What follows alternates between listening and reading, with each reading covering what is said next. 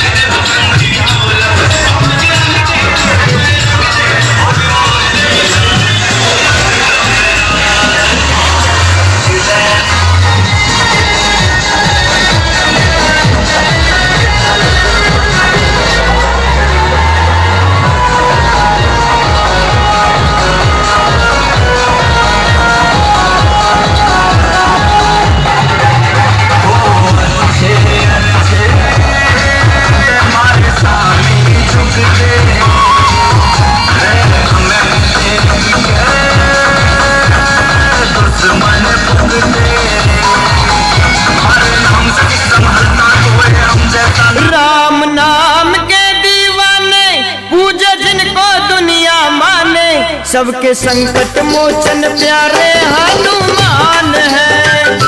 राम नाम के दीवाने पूजे जिनको दुनिया माने, सबके संकट मोचन प्यारे हनुमान है। ये है अंजनी के प्यारे बाबा लाल लंगोटे वाले, तेरी महिमा तो सबसे महान।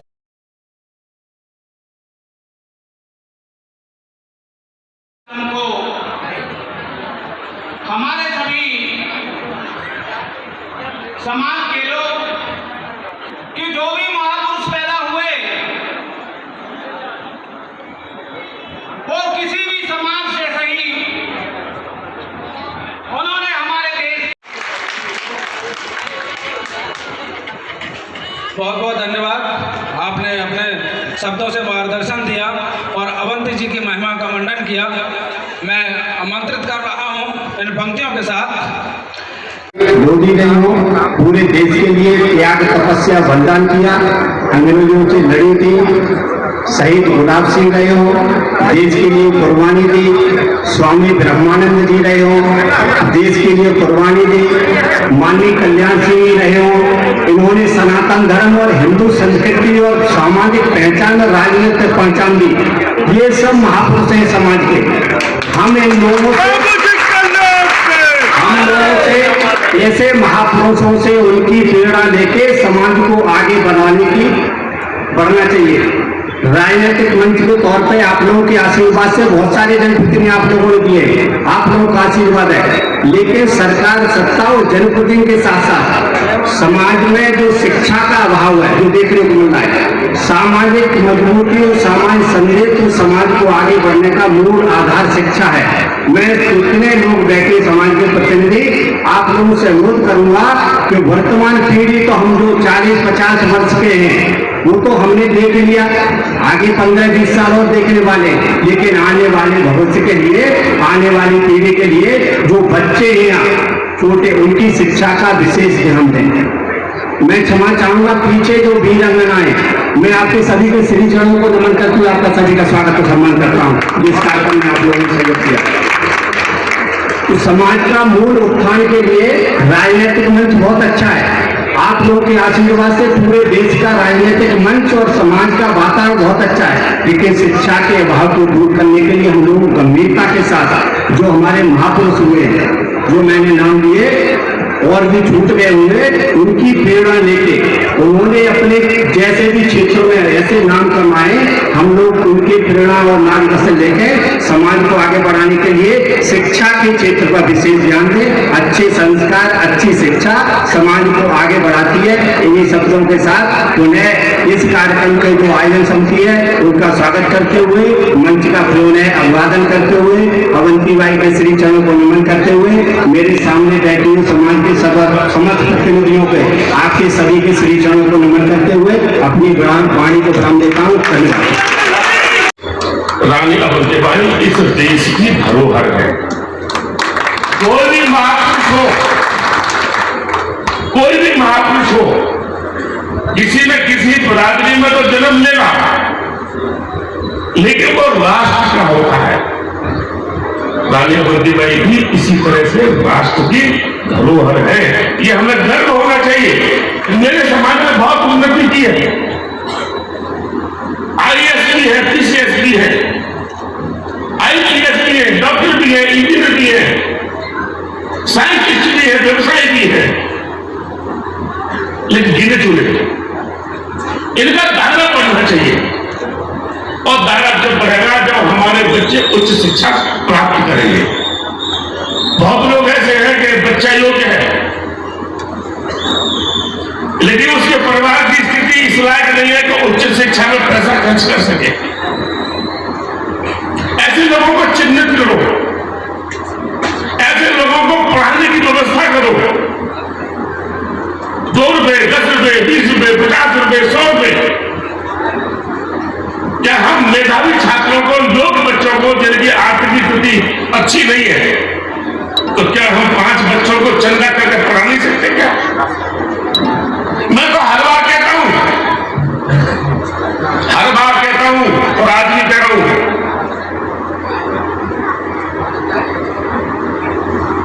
एक बच्चे को गोद में लेने को तैयार, जो भी पढ़ाई लिखाई खर्चा होगा मैं करूंगा। हमने तो बहुत लोग हैं कि 2 लोग मिल गए, 3 लोग मिल गए, एक बच्चे को पढ़ा सकते। बच्चे को पढ़ाने का मतलब ये हुआ मेधावी छात्र होना चाहिए, तेज होना चाहिए। ये नहीं है कि हम किसी को पकड़ के ले आए, जो समाज को आगे ले जाने का काम करेगा, समाज का नाम रोशन करेगा। जिसकी आर्थिक स्थिति अच्छी नहीं है, तो बच्चा बहुत योग्य है, कुछ बन सकता है। ऐसे बच्चों के लिए एक लिस्ट बनाकर काम शुरू होना चाहिए। हम इस लायक है कि एक बच्चे को गोद लेके उसकी शिक्षा दीक्षा हम करा सके और वो किसी मुकाम तक पहुंच पाएगा। क्या हम करेंगे? आज करना चाहिए। डॉक्टर सरोजी ने एक बात कही है, इतना बड़ा संस्थान, एक मेडिकल कॉलेज का नाम अवंतीबाई के नाम पर जाना, ये कोई छोटी बात है क्या? छोटी बात है क्या ये? और मेडिकल कॉलेज भी एकाका नहीं था, ये मेडिकल कॉलेज अलीगढ़ का था। ये अलीगढ़ का एक सेक्शन था। हम महाराज जी से, माननीय मुख्यमंत्री से निवेदन किया, हमने स्वास्थ्य मंत्री जी से, नड्डा जी से निवेदन किया कि अलीगढ़ के अंदर तो AMU में भी मेडिकल कॉलेज और एक से एक अच्छे क्लिनिक है, एक से अच्छे डॉक्टर है। मेरा एक बहुत विचार हुआ है, ये कॉलेज मुझे ट्रांसफर कर दो। अलीगढ़ से ट्रांसफर करके एटा की इस पिछड़ी हुई जमीन पर लेने का आज का काम, और उसके बाद में रानी अवंतीबाई के नामकरण होना हम सबके लिए गर्व की बात है। रानी अवंतीबाई के इस मेले में मिलेंगे तो हो सकता है कि एक बड़ी खुशी खबरी बड़ी हो सकता है आपको और मिले।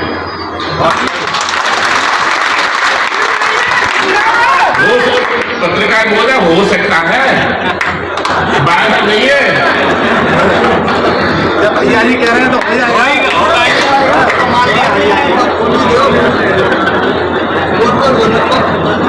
अभी पाइपलाइन में तो बोलना नहीं चाहिए। अच्छा सा तोहफा आज के दिन तक अगले साल को हो सकता है आपको और दे दें, और यही सच्ची श्रद्धांजलि रानी अवंतीबाई के सिद्धांतों में होगी। सीख रहे हैं, उसके साथ और भी कुछ सीखेंगे। रानी अवंतीबाई का दिन हम सब लोगों के लिए बड़े हर्ष का विषय है। पूरे भारतवर्ष में जगह जगह हम सब लोग मिलकर इस देश को आजाद कराने वाली महान वीरांगना के जन्मोत्सव को मना रहे हैं। कल 15 अगस्त थी और 15 अगस्त 2022 को देश की आजादी के 75 वर्ष पूरे हुए।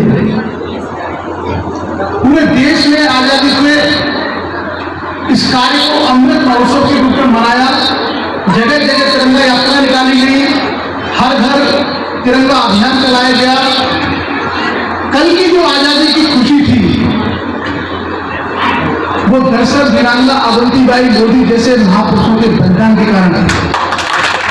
पूरे उत्तर प्रदेश के अंदर हमारे समाज का सिर्फ एक आईएएस है पूरे यूपी में,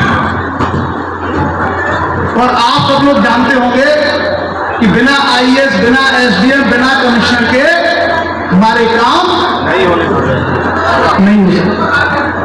इवन आपके समाज का स्वाभिमान और गौरव भी स्थापित नहीं हो सकता जब तक आप फल में, जल में, नभ में अपनी सहभागिता ना दिखा दो। ये सब लोग जानते हैं एटा में, क्योंकि मैं एटा और कासगंज में बहुत समय भी देता हूं। सबसे ज्यादा शिक्षा के कार्यक्रम मैंने इन्हीं दो जिलों में किए हैं, और कई बार बहुत सारे लोग इसके दूसरे अर्थ निकालते हैं। कई लोगों को लगता है कि मैं यहाँ का सांसद बन जाऊंगा, कई लोगों को लगता है मैं यहां से विधायक बन जाऊंगा, ऐसा लोग सोचते हैं। देखिए, एक तो बड़ा कारण यह है कि मैं अलीगढ़ में हूं, मामी मेरे पिताजी अलीगढ़ के हैं, मेरी माँ एटा की है, निधौली कला के पास मेरी कन्या है। तो मेरा जो रक्त है उस रक्त में एटा अलीगढ़ समाया हुआ है, तो एक विशेष प्रकार का लगाव है। ये लगाव रक्त संबंधों का लगाव है। आप पुराने जमाने में राजा महाराजाओं के बारे में पढ़ते होंगे तो भांजे अपनी ननिहाल में जाकर के पालन पोषण करवाते थे, उनका पालन पोषण ननिहालों में होता था। तो ये तो हमारी संस्कृति और परंपरा का हिस्सा है। आप सहराज देखिए, हायर जुडिशरी यानी सुप्रीम कोर्ट और हाई कोर्ट, आपका समाज भारत, उत्तर प्रदेश और भारत सरकार में सचिव स्तर पर आपका समाज, जो मुख्य कॉर्पोरेट है, बड़े बिजनेस घराने, वहां पर हमारे समाज की सहभागिता, मीडिया में हमारे समाज की सहभागिता, स्पेस एंड रिसर्च में हमारे समाज की सहभागिता। तो हमने कहीं ना कहीं गलती तो की है। मैं आप सब लोगों से आह्वान करता हूं कि जब तक आपका समाज प्रशासनिक तंत्र में, न्यायिक तंत्र में, मीडिया में, कॉर्पोरेट में, प्राइवेट सेक्टर की नौकरियों में, सरकारी सेवाओं में, रिसर्च और एनालिसिस में नहीं जाएगा, तब तक हमारी तरक्की नहीं हो सकती। बहुत सारे लोगों के अंदर ये गलतफहमी है कि केवल पॉलिटिकल कारणों से समाज आगे बढ़ जाता है। मैं आपको 2-3 उदाहरण दूंगा। आपने जैन समाज का नाम सुना? जैन समाज भारत में सबसे धनाढ्य समाजों में से एक है। कितने उनके मुख्यमंत्री हैं, कितने उनके प्रधानमंत्री हैं, कोई बता सकता है? नहीं है। आपने मीणा समाज का नाम सुना होगा, जो भारत की प्रशासनिक व्यवस्था में बहुत बड़ी संख्या में है। रेलवे में जाइए, प्रशासन में जाइए, आपको बड़ी संख्या में मीणा अधिकारी मिलेंगे। कहीं उनके मुख्यमंत्रियों के नाम सुने? इसका मतलब है कि डेवलप होने के लिए, आगे बढ़ने के लिए जिस मूल चीज की आवश्यकता है, शिक्षा, उस पर उन्होंने ध्यान दिया। हमारे दादाजी अनपढ़ थे, वो एक बात कहा करते थे, बच्चे थे हम लोग, खेत में काम करने चले जाया करते थे, तो शौक में क्या होता है कि कभी हल्की मूठ पकड़ लेते हैं। बैलों से खेती होती थी या हैरो चलता था, तो हैरो पे बैठ के 2 फेरे में लगवा दूं। अनपढ़ दादा ने मुझसे कहा था कि बेटा, अगर तुम्हें पकड़ना है तो हल्की मूठ पर पकड़ो, कलम पकड़ो, ये काम तो हम पुरखों से करते हैं। और यही आह्वान मैं आप सबसे करता हूं, समाज के लोगों से, कि आपकी पीढ़ियों ने, आपके पूर्वजों ने, आपके पुरखों ने खेती और मजदूरी की है। अगर आप चाहते हो कि आपका समाज उन्नत हो, तो अपने बच्चों के हाथ में कलम पकड़ाइए, अपने बच्चों को कंप्यूटर दीजिए, अपने बच्चों को मॉडर्न एजुकेशन दीजिए। और शायद हम ये बात दावे के साथ कह सकते हैं कि अगर आपको किसी प्रकार के सहयोग की आवश्यकता हो, हम आपका सहयोग करेंगे। पढ़ाई में, गाइडेंस में, कोचिंग में, किताबों में। केवल 2 उदाहरण मैं आपको दूंगा। सखी जिले की एक हमारे समाज की बच्ची थी, उसने कहा कि सर, मुझे आईएएस की तैयारी करनी है, मेरे घर में पैसा नहीं है। वो यहाँ जो लोग मेरे साथ काम करते हैं उसको संदेश भेजा, उन्होंने मुझे फोन किया कि पैसा नहीं है हमारे पास और हमें पढ़ना है। तो मैंने कहा, बेटा, दिल्ली में आईएएस की कोचिंग की फीस है 1.5 लाख से लेकर के 2.25 लाख रुपए, क्या कुछ दे पाओगे? तो उसने कहा कि सर, हम 50,000 रुपए दे सकते हैं, लेकिन हमारे पास रहने का, खाने का खर्चा नहीं है। तो जो दिल्ली में आईएएस की कोचिंग है, उसके डायरेक्टर को मैंने फोन किया कि ऐसे ऐसे हमारे समाज की बच्ची है, जरूरतमंद है, क्या आप उसे 50,000 रुपए में पढ़ा सकते हैं 1,72,000 की जगह पर? तो उन्होंने कहा आप भेज दीजिए। उस बच्ची का वहां एडमिशन हुआ और उसका फोन आया कि सर हमसे केवल 40,000 रुपया लिया है और बोला है पूरी क्लास करो 1.5 साल तक। जब हम अच्छे काम करते हैं तो अच्छे लोग अपने आप मिलते हैं। हमारी गलतियां ये है कि जो घर घर तिरंगा तो पहुंचा दिया, लेकिन घर घर दारू भी पहुंचा दिया। और इसमें सरकारों का लाभ है, सरकार को रेवेन्यू मिलता है, जो शराब बना रहा है उसका लाभ है, लेकिन जो घर घर दारू आपके पहुंच रही है ये आपका पतन कर रही है। और इसको आप समझिए, सरकारें कभी नहीं चाहती कि आप दारू मत पियो, लाइसेंस वही देती हैं। तो इस गलत फहमी में मत रहना कि सरकारें केवल आपका भला और आपका विकास सोचती है।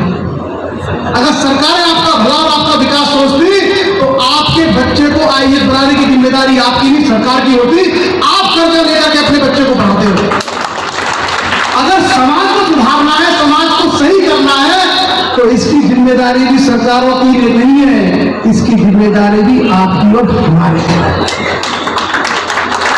इसलिए समाज के अंदर जितनी विकृतियां हैं, चाहे अंधविश्वास के रूप में, चाहे कर्मकांड के रूप में, चाहे पाखंडों के रूप में, चाहे जुआ शराब सट्टे के रूप में, जब तक आप इनको नहीं रोकेंगे, आपको अपने बच्चों को पढ़ाने के लिए पर्याप्त पैसा नहीं बचेगा।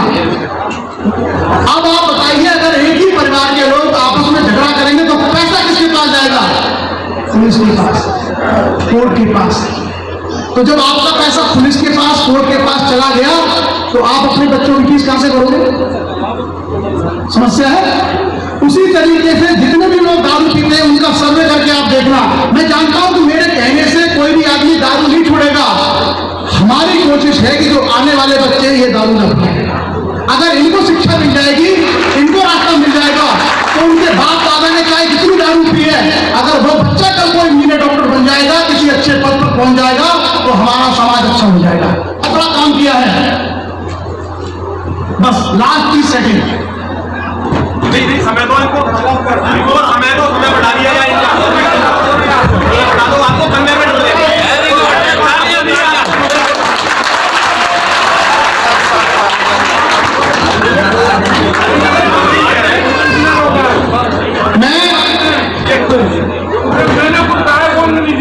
रोका नहीं है किसी ने, तो संचालक महोदय का आदेश है।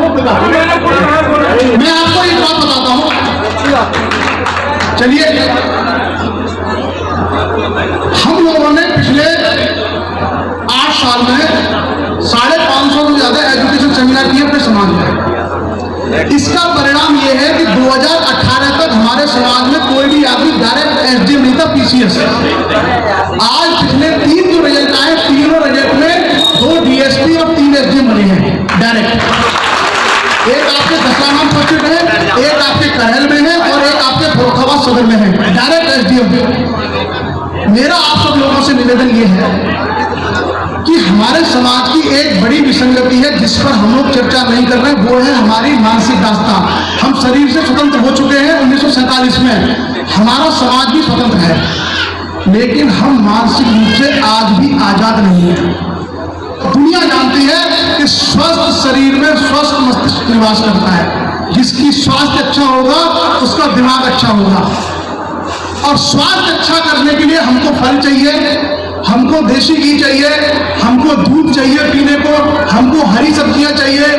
हमारे गांव में हम लोगों ने इस तरह की मानसिकता ग्रहण कर ली है कि हम बच्चों को चाय पिलाते हैं और किसी पाखंडी को बुलाकर के जब हम कोई कार्यक्रम कराते हैं तो उसको 5 प्रकार के फल, 5 प्रकार की दालें, बढ़िया कपड़े, देसी घी गाय का देते हैं।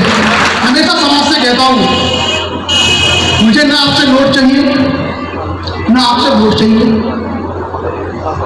मुझे आपसे न नोट चाहिए न वोट चाहिए।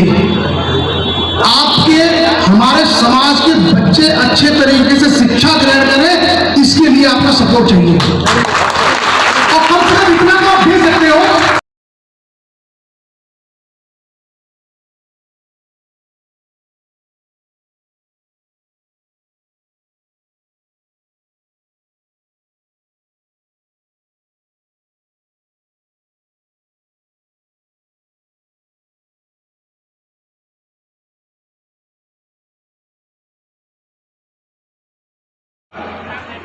और शिक्षा दोनों का तालमेल नहीं है तो फिर शिक्षा की जरूरत क्या है?